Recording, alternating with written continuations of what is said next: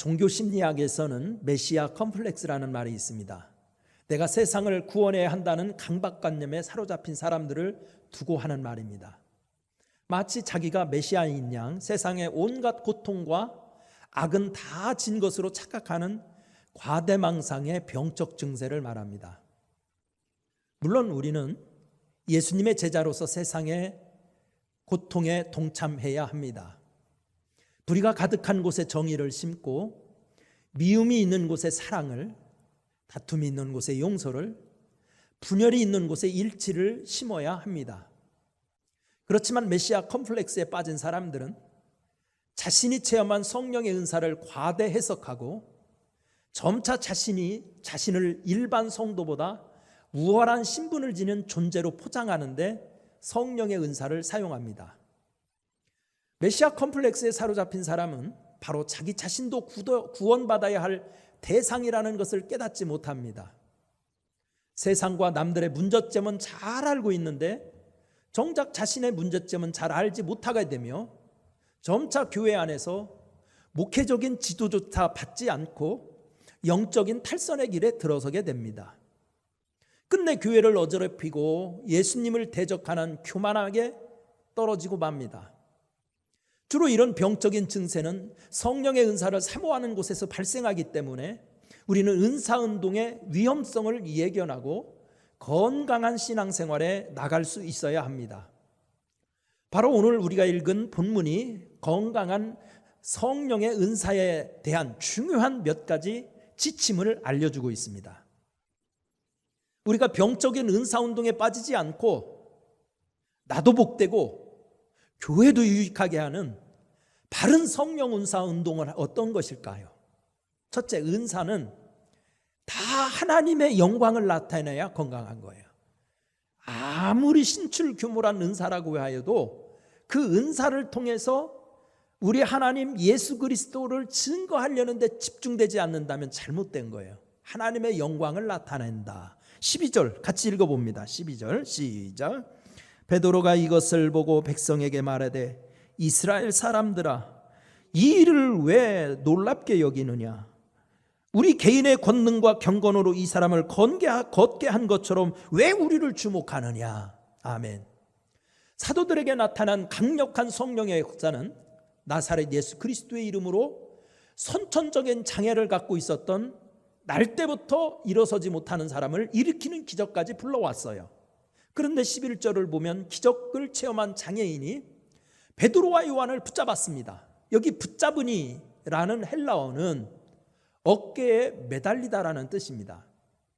자신의 장애를 고쳐준 사도들을 향한 애착과 고마움의 표시고 무엇인가 살아게 하기 위해서 그냥 못 떠나게 하려고 붙잡은 것입니다. 뿐만 아니라 모든 백성이 크게 놀라 달려가 솔로몬의 행각이라 불리는 행각에 모였다고 기록합니다.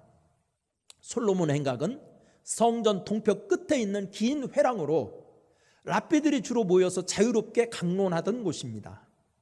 예수님도 이곳에서 설교하셨습니다. 백성들이 제자들을 솔로몬 행각에 세운 것은 정식 권위 있는 종교적 스승으로 높이려는 행동을 나타냅니다. 남들이 인정하고 높여준다는 것은 기분 좋은 일입니다. 어느 정도 그것은 건강한 자아상을 형성하는 데도 그리고 일의 창의력을 높이는 데도 도움이 됩니다. 그러나 거기에는 나를 망치는 독도 함께 들어 있습니다. 그래서 사도들은 말합니다. 이스라엘 사람들아, 왜 이를 놀랍게 여기냐? 우리의 권능과 경건으로 이 사람을 걷게 한 것처럼 왜 우리를 주목하느냐? 기적의 주체는 하나님이고 이 기적의 현장에 자신들이 한 일은 조금도 없다는 뜻입니다. 사실 성도들의 믿음을 탈선케 하는 것은 바로 나입니다. 나. 그래서 싸움의 대상은 언제나 나여야 합니다. 그래서 성경은 말합니다. 형제들아, 내가 그리스도 예수 우리 주 안에서 가진 바 너희에 대한 나의 자랑을 두고 단언하노니 나는 날마다 죽노라. 고린도전서 15장 31절에서 말했죠. 여러분, 성령의 은혜, 성령의 은사 사모해야 돼요. 그런데 그 성령의 은사가 진짜라면 다 하나님께 영광 돌리는 것이 저절로 나타나야 돼요. 두 번째, 바른 성령은 예수를 증거하라고 주는 거예요. 예수를 증거하라고 주신 것이다. 15절 같이 한번 읽어봅니다. 생명의 주를 죽였도다. 그러나 하나님이 죽은 자 가운데서 그를 살리셨으니 우리가 이 일의 증인이라. 아멘. 13절을 보면 예수님의 부활의 기적을 보이신 목적을 그의 종 예수를 영화롭게 하셨느니라고 분명히 밝히고 있습니다. 그렇기에 제자들에게 성령을 부어주시고 부활을 목격하게 한 것은 예수 그리스도의 증인이 되게 하려는 데 있다는 것입니다. 여기에 증인이라는 말은 이중적인 의미를 지닌 말입니다. 첫째는 성령의 은사를 주시는 목적을 밝히는 말입니다. 하나님의 은사를 주신 목적은 예수 그리스도의 종이 되게 하려는 데 있습니다. 그래서 주석가 윌리엄 바클레이는 기적은 사람들을 그리스도께 모이게 하기 위해서 종을 치는 것과 같은 역할을 하는데 의미가 있다라고 하였던 거예요. 두 번째는 제자들의 삶의 자세를 밝히는 말입니다.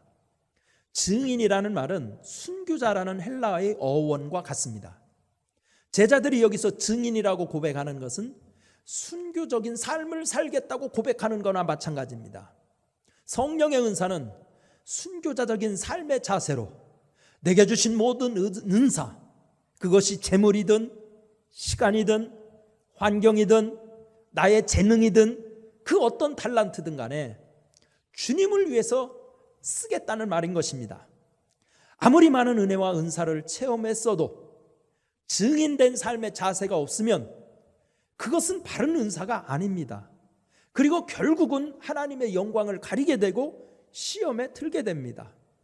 한국에서 은사운동을 했던 사람들, 지금 이단으로 빠진 신천지 이만희, 또 뭐예요? 여호와의 뭐예요? 또 저 통일교 문선명, 또 전두관 박태선, 다 처음에는 은사운동으로 시작됐던 사람들이에요.